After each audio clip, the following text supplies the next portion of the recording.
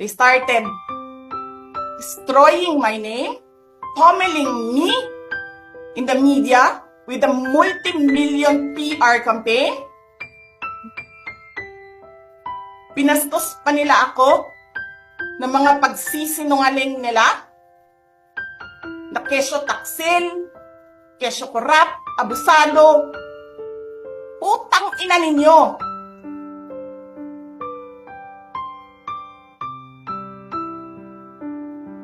Sino ang korap? Yung mga congressman na yan na nag-hearing, anong sinasabi nila? Pagkatapos, pag na-off na ang mic, pag wala ng media, pasensya na kayo ha. Kailangan kasi namin ng pera. Mag-eleksyon na kasi. Pakisabi kay Sara ha. Hindi ko naman gusto tong ginagawa ko eh. Eh putang